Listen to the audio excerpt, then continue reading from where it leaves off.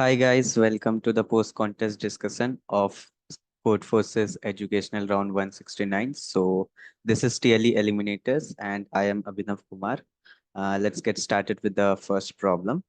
So in problem A, we are given that consider a set of points on a line. The distance between 2 points I and j is mod of I minus j.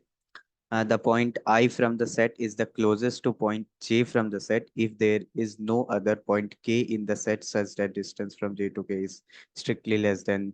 Okay, so basically we are given some set of points on a number line and we would say like for 3, the points closest to 3 would be 1 as well as 5. Both are at a distance of 2 with 3.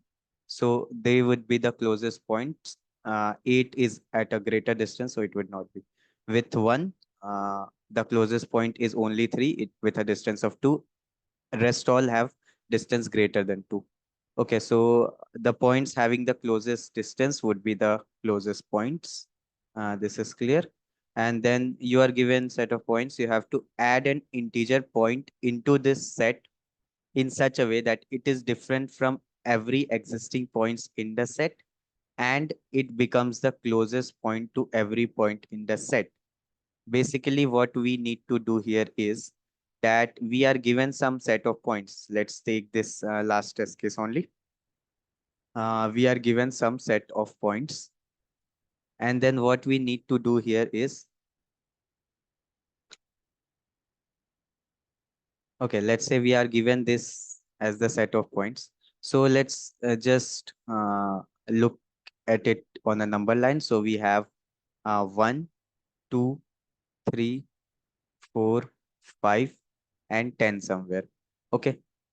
So these are some set of points that we are already given. What we need to find out is we need to find one such point so that it is not already in the set. It is different from all the points which are already in the set. So we cannot take our required point as 1 or 2 or 3 or 4, 5 or 10. We need to take a different point. That's the first condition. And the second condition is that the for that point, all the points in the set should be at the closest distance to that point. Basically, if we, let's suppose, take a point X here, so our condition it should fulfill is that all the points in the set should be closest to X.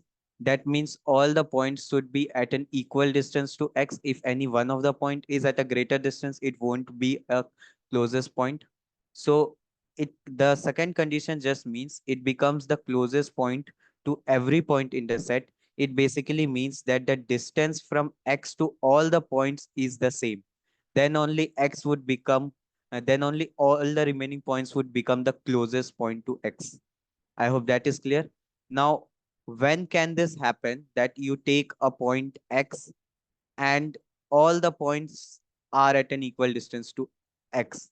So from a point X, either the point would be greater than X or less than X. Let's suppose we take a point X.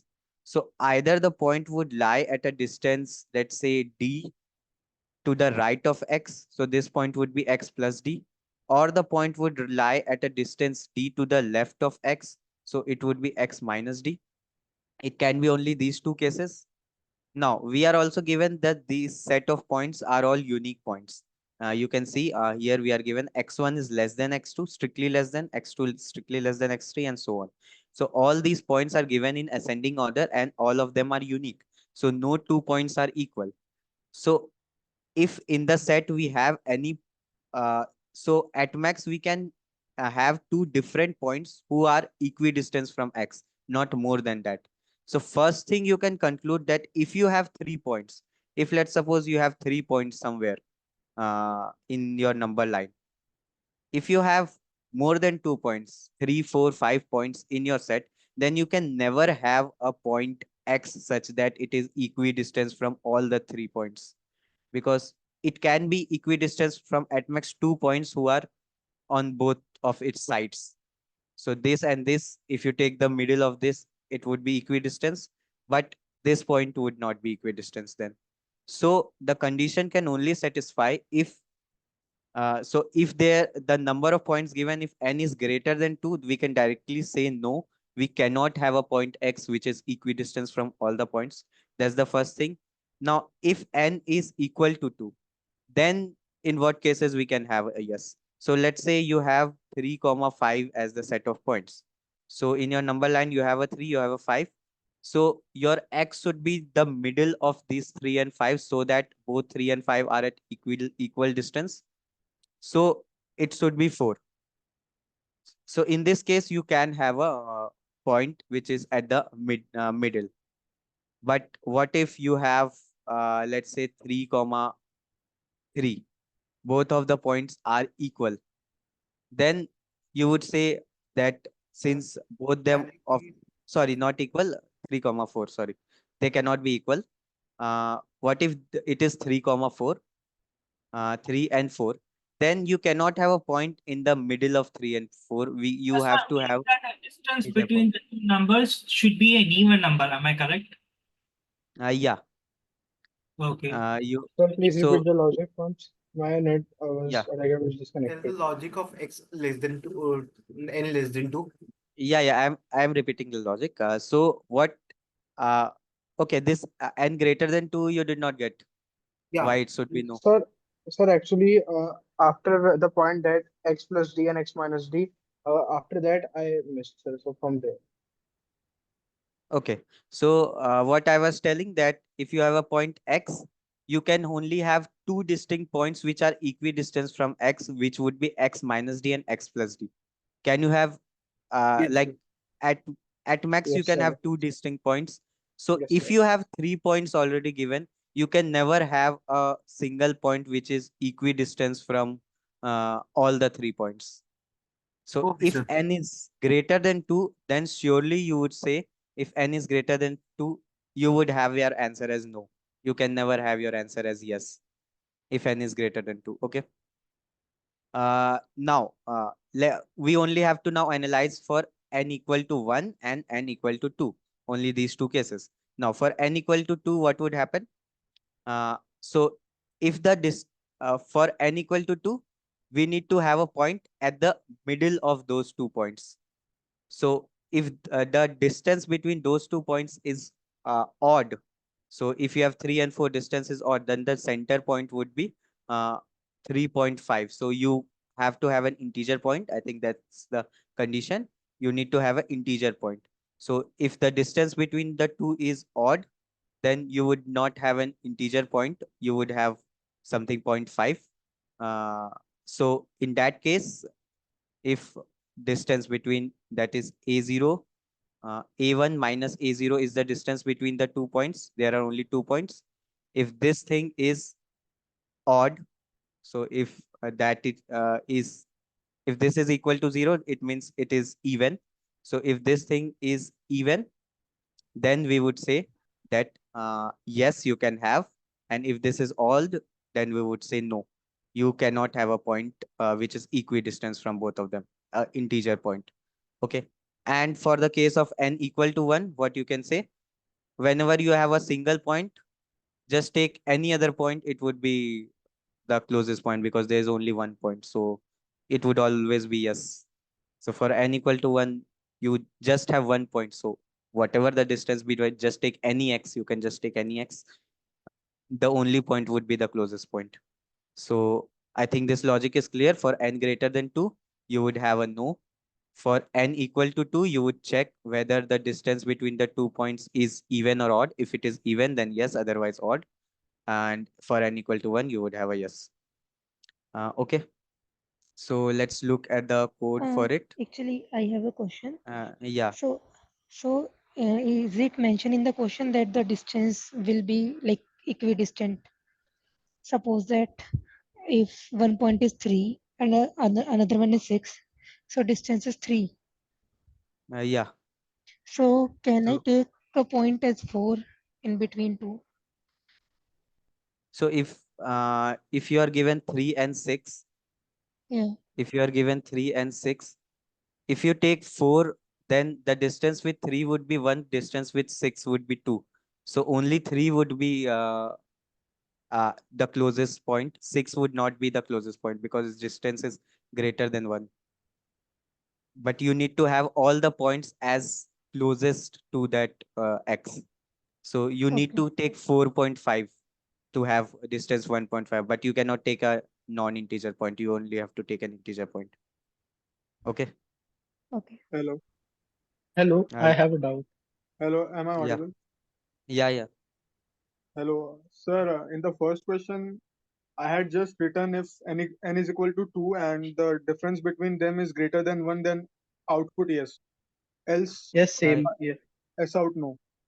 yeah, that is accepted, and I have also written that. I would tell you, and I think it would fail in the final testing because when I was explaining, then only I got that it should fail, and I think my solution would also fail in final testing. It should not be just n greater than 2, which I have written. It's like here, it should actually be what I wrote here, that the difference modulo 2, if that is equal to 0, if that is equal to 1, then it's a no, otherwise it's a yes. So this should be the correct code. And I don't think if, let me just read the question one more time if there is anything else written here. Close.